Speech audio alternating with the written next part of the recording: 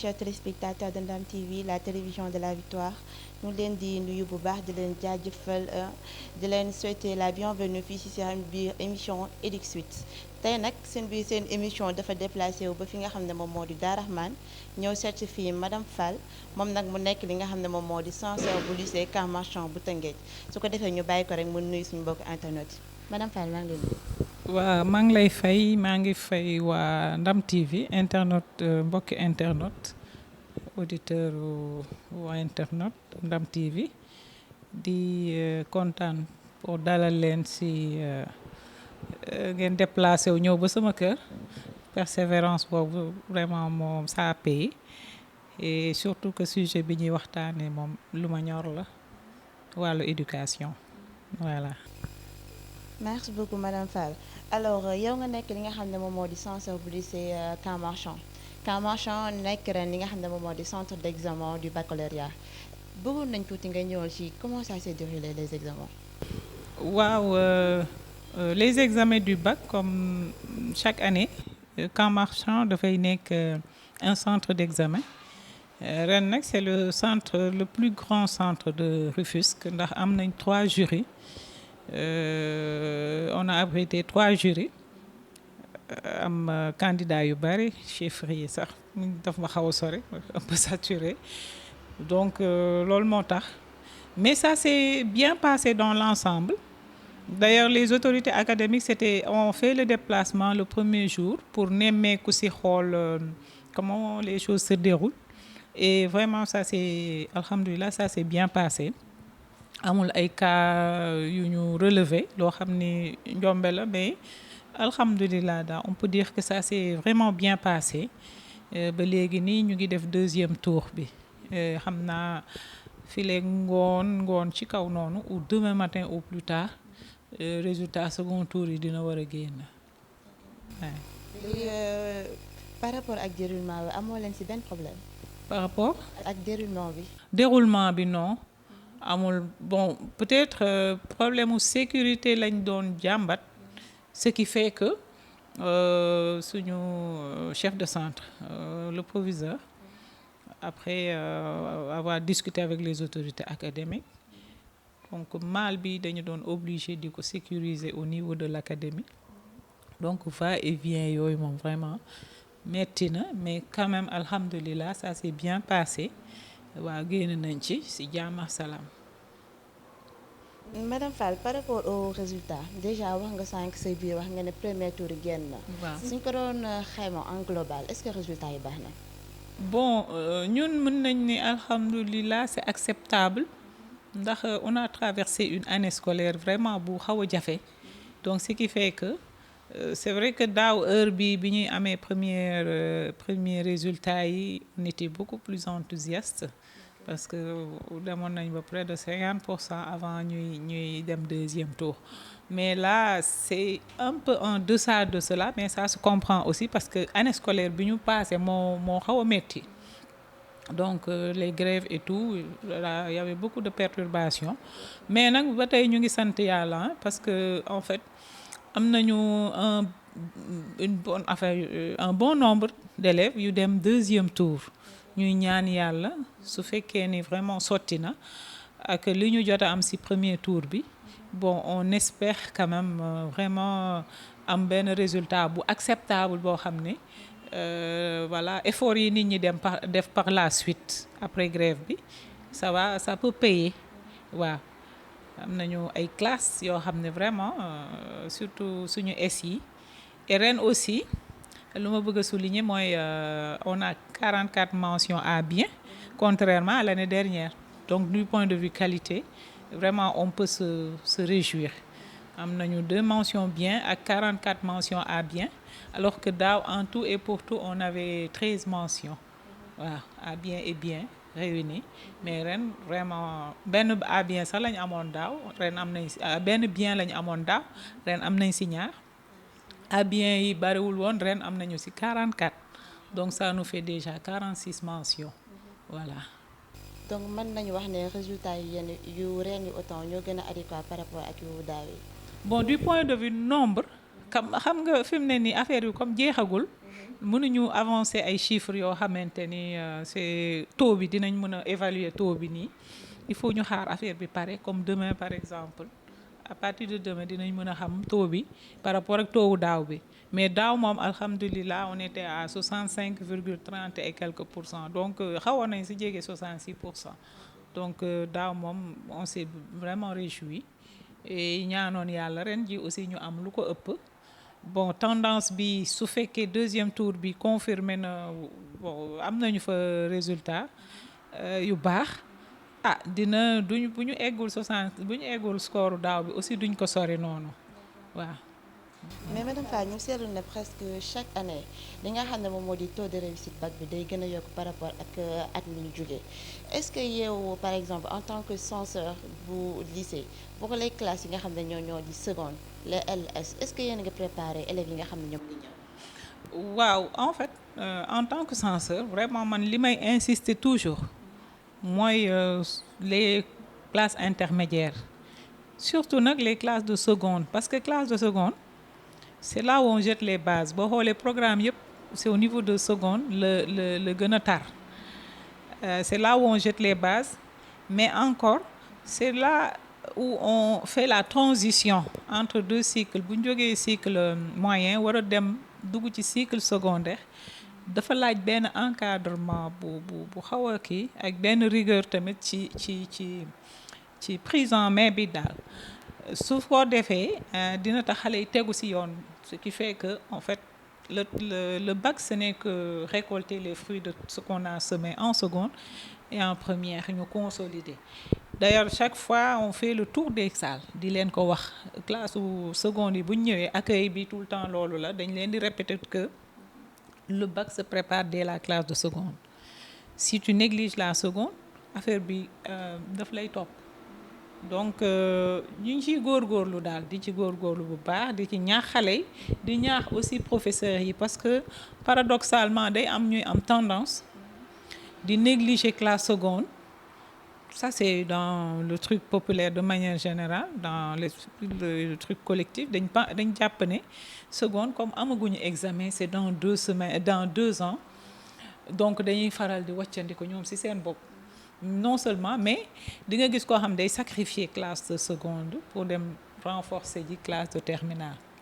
alors que ñooñu ay lacunes lañu yóbbaale woon boo leen bëggee kii nga dem sacrifier ñi aussi yaa ngi transférer lacunes yi donc loolu tout le temps dama koy wax et je pense que c'est important que ñu bàyyi xel lool ci classe seconde man suma combat yëpp souvent loolu la. la seconde yi la plupart dafay am lu ñuy wax surcharge. Effectivement. Est-ce que carrément foofu niveau bi dina élevé wala est-ce que loolu yeneen ci jël seen ay préoccupations bu baax. Très bien loolu nag foofu laa doon bëgg a ñëw sax daf may sonal souvent en début d'année parce que damay bëgg am classe seconde yoo xam ne effectif yu raisonnable pour effectivement ñu mën leen pour que prise en main bi mën a jaar yoon mais malheureusement surtout depuis Corona xam nga année boobu y a que des classes d'examen yoo doon kii alors du ñu xëpp effectif yu bari si suñu classe si suñu lycée yi et pour nga gérer loolu y avait trop de problèmes dafay am problème pour nga gérer ko donc ce qui fait que finalement tu te retrouves avec des effectifs pléthoriques ren ji on a fait beaucoup d'efforts retaper fii ay salles de classe rien que pour désengorger seconde yi parce que seconde man je me dis que enjeu bi yëpp foofu la enjeu bi yëpp c'est en classe de seconde te ñun dañ ñu abal aussi ay classes fële ci annexe bi ñu def ko ay annexe ci CM Arafat am nañ fa 6 classes ce sont les 6 secondes S et donc stratégie bi mooy c'était de les fixer d'abord moo gën ñuy dem di valser parce que man sama stratégie mooy toujours les classes de seconde comme déjà dañu xaw vulnérable dañuy bees ñëw bleu après liggéey bi ñu war a def yëpp foofu lañ ko war a def il vaut mieux d'abord les fixer géographiquement nga xam ne du ñu nekk di valser di tourner donc première L yi en général ñooy tourner ñoom ñoo dul am classe fixe mais kii S yi en général damay bëgg ñu fixe même seconde yi L yi ak S yëpp on a pu les fixer malheureusement on n'a pas eu beaucoup de tables bancs pour ñu mën a faire fonctionner une des classes de seconde L bu ma créé woon, la seconde LG. Je l'avais créée pour désengorger les classes de seconde L. Parce qu'on était autour de 89, vraiment. Bon, moi j'ai fait 20 ans dans les classes et je sais que c'est pas très facile. ceeb bu sew bi comme je le dis du ñu neex a gérer. Pour nga mën leen gérer il faut nga déjà dès le début de balaa ngay def 2 mois ak ñoom ku ci ne nga mën a wax diw il faut les sortir de l'anonymat ñu xam ne xam nga leen. Donc déjà du point de vue discipline dina tax ñu xaw a am lu ñu ragal. Ensuite liggéey bi nga war a def foofu aussi sur le plan contenu les matières foofu la gën a diisee. Et comme fondation comme on le dit, tant que fondation bi bu dëgërul le reste du bâtiment ne suivra pas. Donc enjeu bi seconde la dama koy faral di wax expérience moo tax. Mais en plus vraiment boo ko expérimenté boo ko defee tu verras le reste ça devient fluide parce que une fois ñoom ñu miin xam ni lii la ñu war a def lii la ñu bëgg discipline bi contenu yi pédagogie bi et tout ça après le reste va venir nànk-nànk. Parce que fii quand même booy xool xale yi léegi bëgg nañ jàng il y a des réformes les politiques éducatives et tout ça yu ñu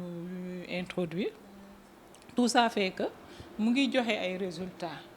Les phares, les programmes harmonisés, ñu jéem a harmoniser les programmes avec les cellules pédagogiques. Il y a tout un travail qui se fait en amont. Pour mu am impact bu mu war a am aussi il faudrait que effectifs yi ñu mun ko maîtriser. La maîtrise des effectifs nag mooy enjeu bi actuellement et c'est la plus grande problématique actuellement parce que bon, je sais pas baa ngi développer rek te comme je le dis en tant que sociologue il y a un basculement démographique loolu aussi il faut que nit ñi di am benn vision prospective booy xool à Dakar dans toute la région Cap-Vert bi booy xool ay poches assiette foncière côté yii lay am. Les gens viennent acheter, les gens viennent habiter comme man c'est mon cas aussi je suis là depuis 4 ans rek seulement.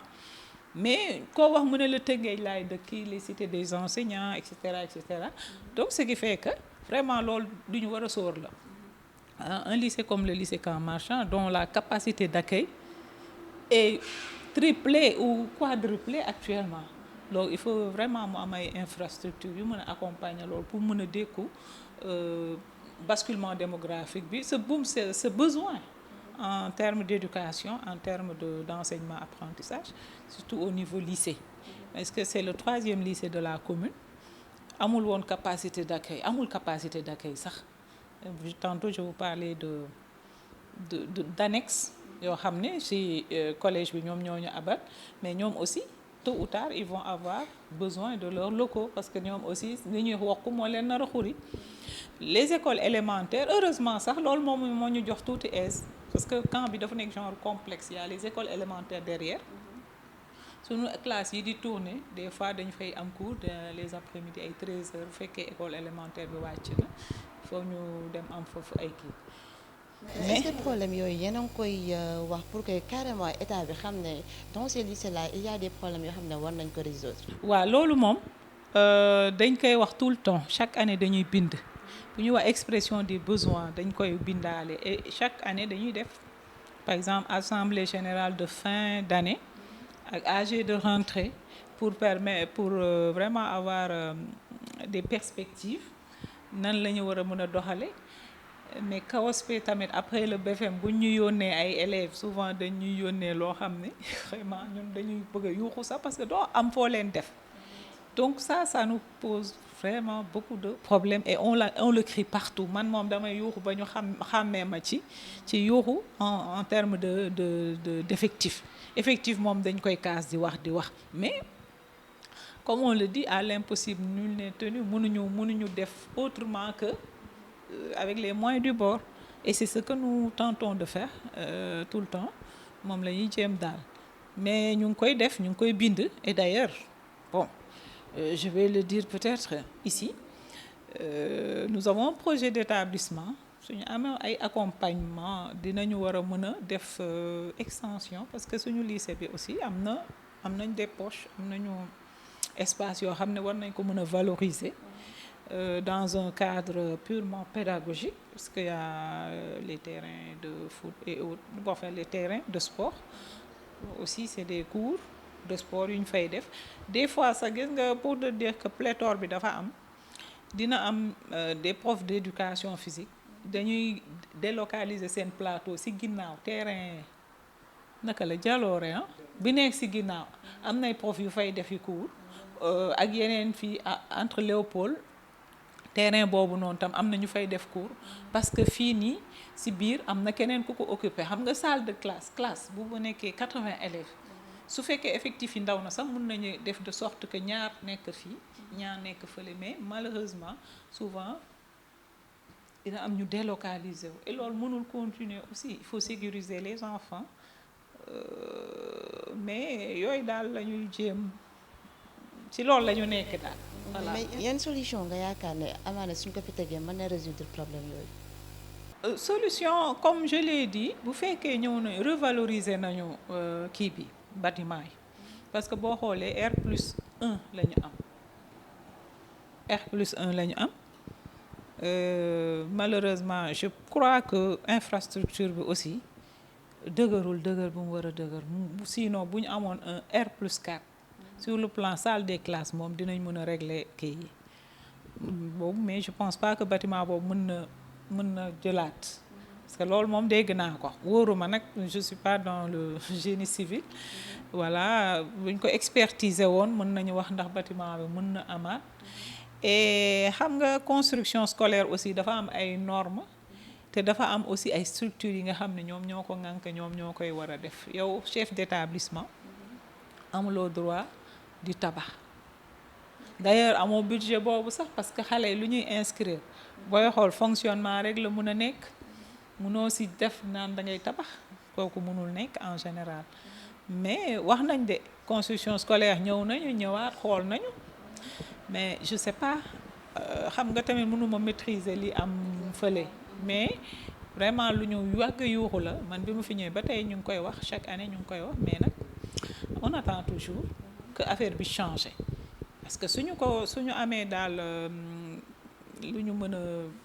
revaloriser suñu bâtiment yi xam nga comme assiette foncière léegi yombatul amatul presque zone bi assiette bi dafa jeex daanaka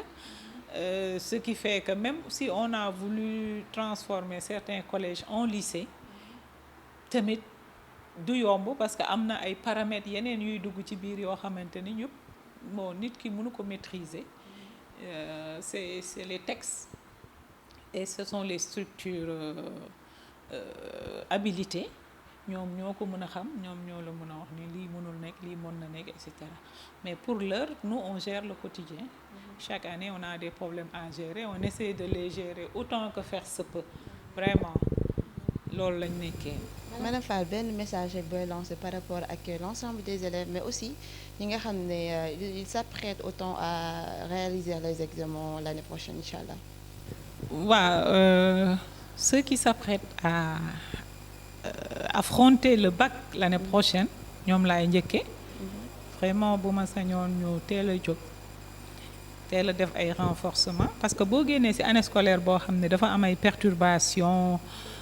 le programme peut-être jeex na wala jeexul wala am na ay points yoo xam ne dese na laa leer je pense que c'est le moment ci vacances yi nii jël benn 15 jours je sais pas dem def cours de vacances fu leen neex ou bien ñu xool koo xam ne war na leen mën a expliquer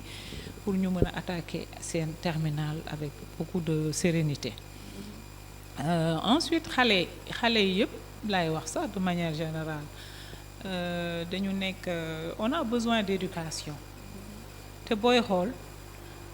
école moo war a jouer rôle boobu rôle éducation xale bu demul école aussi parents yi sax amuñu jotam di nga gis parents yoo xam dañuy jóg dem wuti lu ñu lekk bu ñu xëyee fajar ñu ngi ci marché ñu ngi ci kii de sorte que taluñu yar nekk di yar xale mais ñiy dem école aussi dañuy trouver benn cadre boo xam ne vraiment am na loo xam ni mën na leen dimbali, mën na leen sax protéger par rapport ak li xew ci àddina bi ci jamono ji. Au moins lu mu tuuti tuuti dina am loo xam ne dinañ ko fa jëlee ci xam-xam et tout. alors comme dañu leen ko waxee woon dans l'entame de nos propos, tey nañu ñëwoon fi nga xam ne moom moo di Daaru Rahman ñëw certifié ki nga xam ne moom moo di madame Fall nekk censeur bu lycée Camp Marchand. Madame Fall ñu bàyyi rek nga tàggatoo. waaw vraiment waa Ndam TV maa ngi leen di gërëm di leen sant di leen ñaanal ndam rek. Vraiment sujet bi ngeen indi tey sujet bu am solo la parce que dafa soxal askan wi ñor ma man mi parce que loolu ci laay yëngu depuis 25 ans léegi maa ngi ci école donc ou plus même, donc ce qui fait que loolu moom lu ma ñor la. Société bi tey bu amee nu mu taxawee daal, bu école baaxee daal société bi dina baax. Voilà, donc ñu bàyyi xel bu baax ci école ak lépp loo xam ne war na ko mën a jëmee kanam. Vraiment maa ngi leen di remercier aussi pour di leen wax ni c'était vraiment un réel plaisir de vous recevoir et de parler de sujets aussi intéressants que l'éducation. Merci Madame Fall. Alors ñu leen di wax ne rek tey lii leen ngeen indiloon ci seen biir émission EDIC Suite. Nous vous donnons un rendez-vous très prochainement et d'ici là portez-vous bien.